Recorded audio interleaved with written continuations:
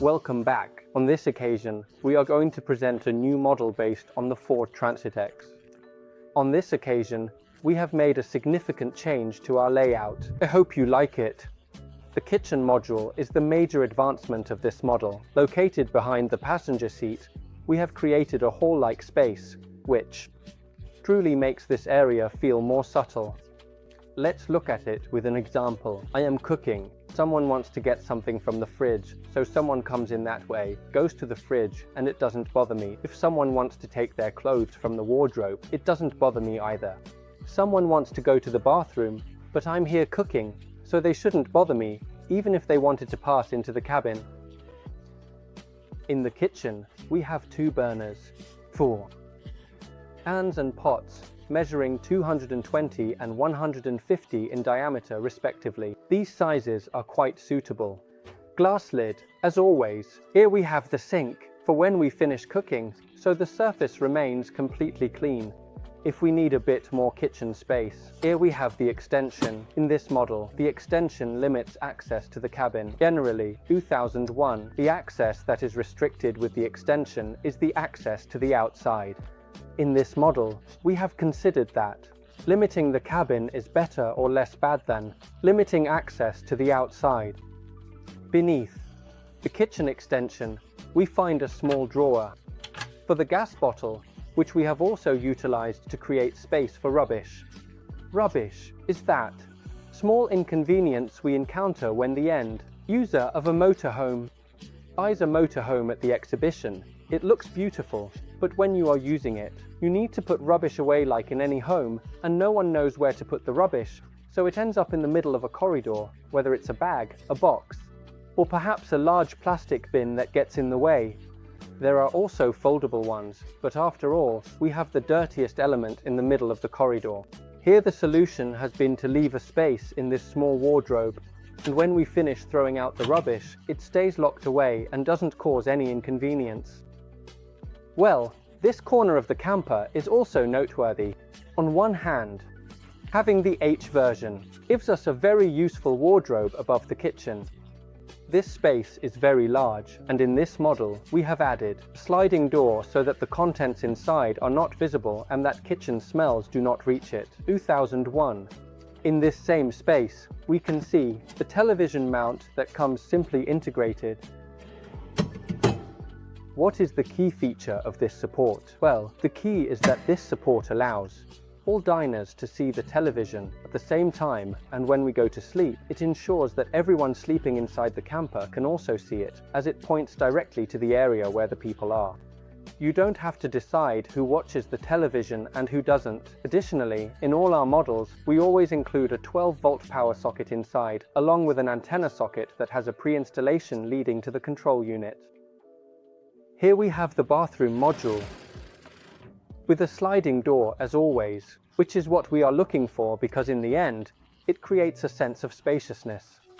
Normal doors that open towards you create a feeling of claustrophobia, always referring to 3 square meters of living space. 2001. This is the solution we always provide. In this specific model, we have installed 2 lights in the bathroom. One is the light you use at night. It is a very dim ambient light that illuminates under the sink, lighting up the palette that is here. When you're out at night, the last thing you want is a bright light that dazzles you and leaves you unable to see anything. And then we have the other light, which is the daytime light that really illuminates. Next, we will explain we have made a modification to the sink. The sink no longer has the circular shape it used to have. We have made a cut, and now it has a triangular shape, aiming for slightly more aesthetic appearance on one hand and functionality when you are in the shower on the other. Generally, that is the area that brushes against the hip. 2001, and it is the area that makes it uncomfortable to shower. Every time you turn around with a circular sink, it keeps bumping into you. With this sink, by trimming down space, you no longer bump into things, and if you do bump into something, you won't feel trapped because it always has an exit towards the back. Additionally, in the wash basin, we have included a small cup to hold the toothbrushes, And the soap dish, always to have everything within reach. Considering what we always discuss, we have 3 square meters. Everything needs to be accessible. If you have to keep bending down, searching, and so on, you end up creating unnecessary discomfort. In the rear area, we have the cabinet module. It is a cabinet with small doors where you can store your soaps and other items, and it is positioned at a perfect height to be accessible without having to bend down, making it comfortable. Additionally, when you are sitting on the toilet, it won't be bothersome as it won't hit your neck or anything. There has been considerable study to ensure it is as ergonomic as possible.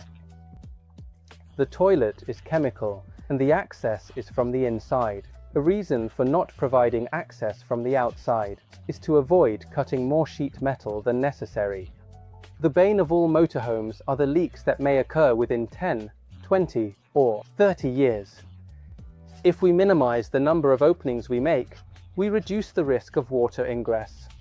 Therefore, our decision is firm. We are going to make the toilet with interior discharge, not exterior. The shower tray in our models comes as standard in stainless steel. Stainless steel is a durable material for life, and is also sealed all the way around. The shower tray occupies the entire bathroom, making it a watertight cabin. What does this mean? It means that it covers both the visible area and the area that you cannot see. Behind the toilet, we also have a shower tray. What do we achieve with this? Well, if the seal of the shower tray is not perfect in a few years, if it fails or someone uses it improperly, showering and insisting too much with the water on the joints, causing water to seep through the back, it wouldn't matter. We wouldn't have any damage because the water would be collected in the shower tray. We have always tried to use water-resistant materials. It is common in a motorhome to find a bathroom filled with furniture and wood, which you cannot get wet. So when you are showering, you need to be careful, and if you are not careful, in a few years you will have a problem. Here, the countertops are made of solid surface, which is a material that is completely water-resistant. This panel is made of methacrylate. This is a mirror. This is PVC. The cabinet is also made of methacrylate doors and aluminium. These are the materials that we use. Sink, stainless steel. Shower tray, also stainless steel. In the end, with this, you can take a shower calmly, wet everything, and nothing will happen. The bathroom is absolutely protected. Here we have the cabinet module. As always, we make the cabinet sliding, because we don't want to have a door that, when opened outwards, is inconvenient. So, all these sensations are something that matters a lot to us at Bunkervan, and we want the customer to have this comfort. Zweitor's and Dine, this cabinet has shelves. We have tried to make the shelves more or less the same size, so that there is a distribution that avoids disputes among the inhabitants. Finally, inside the cabinet, we have a shoe rack. Why have we placed a shoe rack at that height? Well, so we don't have to bend down. This is the most uncomfortable part of the cabinet. If I hadn't put in a shoe rack, then when you wanted to take things out, you would have to bend down to here. Putting in a shoe rack, because the truth is that it's a hassle. Well, this way you don't have to bend down. Well, in the cabinet panel, we have already taken the opportunity to install the control unit module. From here, we can have control over everything. Water control, control of all the lights, control of the exterior light, then regulation of the control unit, programming, control of the tanks and the batteries. Here we have all the information. Further down, in the middle of the module, placed here intentionally because we can access it from the kitchen and from the bed, we have heating, hot water, and controls for the bed and lights. Why have we placed a heating module here? Because many times you are sleeping and it might be excessively hot. So from the bed you can stretch out your arm a little and adjust the temperature, always seeking comfort, as always used. Here we have the fridge module. In this case, the fridge is tall. Generally, in our campers, the fridge is located beneath the kitchen. On this occasion, due to design needs, it was preferable to place it higher, but we also addressed a request that many customers have made, which is that they do not want to bend down when they want to grab a Coca-Cola. Here is your solution.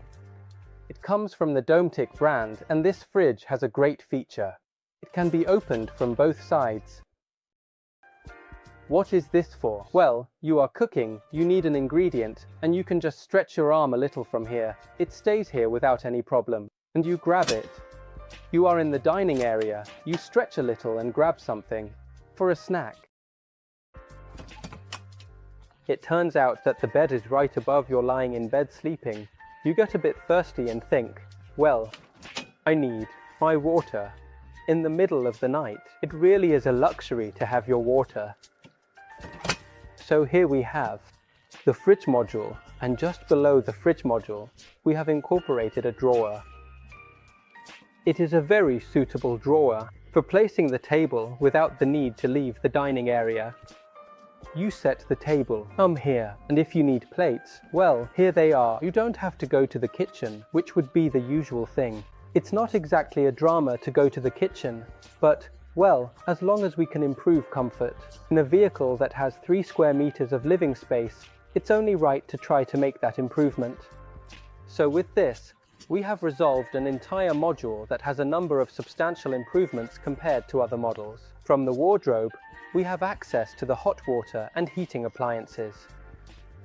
They are positioned in such a way that, while in bed, you can adjust the heating without needing to get out of it. What is interesting about the heating, it has been designed to distribute heat evenly throughout the camper van. You have an outlet here, 2001, another there, which allows us to direct the air that way, another in the bathroom, and then the return is placed in the boot so that the air has this circulation and is enveloping. The hot water is very interesting. It is also a diesel system. Both systems are diesel. This is a diesel system that is no longer so common for hot water systems, and it is a system that we have exclusively developed, capable of heating water in just 5 minutes. This system lacks a boiler, does not store water anywhere, and heats directly, just like the boiler in a house. So you turn it on. For 5 minutes, you have hot water, and you can open the tap and use the 125 liters of water, which you can use directly as hot. Well, let's talk about beds, starting with the upper bed. The upper bed in this model has been a design effort to create a bed lengthwise. What are the reasons for this? Well, one of the main reasons is that this van, as we discussed at the beginning, is narrower than the Fiat Ducato. Placing a bed widthwise means limiting the heights of the end customer. However, a lengthwise bed really allows you to play with the dimensions you want to give to the interior areas. What other advantages does a lengthwise bed have? The main advantage is that when 2 people are sleeping, if one wants to get up, they do not disturb the other. Here you have a person who wants to get out. They get out this way. You have another person here who wants to get out. They get out this way. However, when we are sleeping widthwise, the person at the back who wants to get out has to jump over the one in front, which is quite uncomfortable. Another advantage is that we can achieve widths of 1.45 meters for this bed and lengths of 1.85 meters within a campervan type vehicle. It is quite a spacious bed. Quite spacious considering that we also have space on the sides to stretch out as much as we like. We are not boxed in between 2 walls. One of the important details of this bed is that we have made it to fit into the last gaps of the doors, the recesses of the fiber pieces that the rear doors have. The bed fits inside it to make the most of the available space. Every millimeter counts here. Beneath the main bed, we have the dining area, which converts into another secondary bed. This bed will be useful when we have the 4-person model. Right now, it is a bed that you can also use, but the basic utility is that 4 people can sleep 2001, 2 on top and 2 below. By making this bed, we get a bed of 1.30 by 0.80 meters side cushions. It's not bad at all for a lower bed that is usually meant for children and the like. In this case, this bed is arranged transversely. As we leave, space behind the dining area for a storage compartment. In this model, we achieve a lengthwise bed, a widthwise bed, and a storage area. We try to have everything. In this space, we found the storage area. In this model, apart from the bed being lengthwise, we have decided to position the dining area a little further forward, leaving us with a half-height storage compartment. We can fill it up to the height of the headboard. We have a separating shelf. With the separating shelf, We can carry items independently without disturbing the diners. The shelf is removable for one main reason. There are times when you need to carry something particularly large, such as a surfboard. Well, we would need to see what sizes they have, what space they take up. Perhaps from that area it reaches here. If we had made a fixed shelf, that board would be impossible to carry. You could carry the board here, and the only thing that would limit you when lowering the bed is that you know you can't sleep used until the bed reaches here. You have to leave it a bit higher. You have the option. It has two areas, from the dining area to the back, which connects with the storage area to easily carry large items, skis, snowboards, and so on, which fit in without any problem. More important things we have. The doors on the Ford Transit have a main feature, which is that they are not straight, they curve inwards. What you achieve with this is that you are seeing a boot up to here, but in reality, the boot has about 15 centimeters more than what you can see here at the end. In the boot, we also find an accessory that does not go unnoticed. It is this drawer. This drawer is the air intake for the heating system. Why is it located there? Because the heating outlets are all pointing towards the interior area, but this area runs the risk of being a cold spot in the campervan. If you introduce the air through this area, what you will do is allow the heat to flow out that way, return through the dining area, and be drawn in from the back. So we managed to level out the temperature throughout the campervan and make it considerably more comfortable. One of the latest changes we have made across our entire range is to include glass windows. Glass windows are much more durable over the years. They are windows that, no matter how much you clean them with products like KH, will never yellow, which is something a bit typical in the caravanning sector. And we always have the philosophy that I build a campervan and I want to see it again in the same condition, after 10 years. They are very similar to the day I made them. This is a great contribution to make that happen. In addition, these windows are double glazed, consisting of 2 panes. With 2 panes, we achieve superior acoustic and thermal insulation compared to any others. Then I would like to take a measurement of the decibels of the campervan when everything is closed and when everything is open. There is an enormous difference. What else do we have at the window? At the window, we have, as always, a mosquito net on one side and a blackout blind on the other. You can place them at any height you want. It is an accessory that almost all campervans come with. The only drawback and the only downside of these windows is that they weigh a bit more. It's something to keep in mind, but that's where the Bunkervan engineering comes in. For the weight we have gained on one side, we will look for ways to reduce it on the other. Another important aspect of these windows is that they have a concealed lock. Sliding windows are one of our choices, for several reasons. The number one reason is that they prevent theft. It is much more difficult to enter through a window that opens this space than through a window that opens the entire space. Here, the closure at this point is also important because it is very difficult for anyone to know how to open these windows. Well, that is one of the reasons, and to be honest, with these windows, we cover it more than adequately. Then, another reason why we always use sliding windows is because I am with the window open, and in this case, I am not opening it more than the vehicle would with its own dimensions. Therefore, depending on the country, I am not currently camping because the vehicle takes up the same space as it does when the windows are closed, but I get airflow, which is one of the features. Another feature is that you can keep the windows open while traveling, which is quite a significant advantage. Additionally, it does not take up space on the outside. It means that you are parked on a pavement with your window open and cannot hit someone with a window that opens outwards, because normally when you park next to a pavement, the windows that open outwards, and collide with someone who is distracted by their mobile phone, which is very common. This way, we do not disturb anyone. It is one of the philosophies, do not disturb. What is interesting about this campervan is that it is AX that has been conceived from the very beginning as AX. What does that highlight? Well, it shows that we have taken care to ensure that the tanks do not protrude from the bodywork. This, for example, is the heating drawer. It is completely protected under a box and does not alter the angles of the van. As you can see, there is nothing interfering in this path. Another feature that we specifically have is that there are no heating pipes underneath. This is something quite common, that you find a heating system located more or less in this area. Well, they are usually located in the lower part. One heating pipe that runs along the underside of the van to reach its various destinations. This is much easier to manufacture, but it has a problem, this heating pipe on the outside. Brakes. Another important aspect is the grey water tank. As we can see here, it does not protrude from the bodywork, which means we are not losing any ground clearance.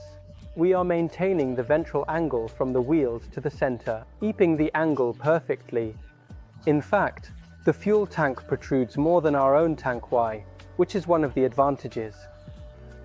As you can see, the drains are also not visible from underneath. The drain pipe is another pipe that, being underneath, can be crushed by any stone. Our drains run through the interior and go directly into the tank, so you won't see a single drain anywhere. This is super important because, apart from not being able to break the drains due to them not being exposed, they also cannot freeze because inside you turn on the heating and the drain is at temperature. That cannot freeze. The problem arises when the drainage runs outside. That is when it can freeze, which is a major issue when we go to snow resorts. We go up to ski resorts and people say, "I need that tank so it doesn't freeze." No, the problem is not that a tank freezes. If defrosting a water tank is relatively simple, you just need to put salt in the drain, turn the tap on a little, and as soon as you have a certain level of salty water, this water will be less likely to freeze. The problem is the drains, as a small section of pipe we have outside freezes, and once that section of pipe is frozen, there is no way to defrost it. Because you can put 10 heaters here and spend electricity forever. But that doesn't solve the problem of a little blockage in the drain that is blocking the water inlet. Thus, this has been conceived in a way that is absolutely different from the standard in a camper van. We are taking into account that we manufacture a vehicle X. And, being X, it must have certain characteristics that meet the intended use. Here we have it. I hope you enjoyed the video. Once again, thank you very much for being with us. Safe travels.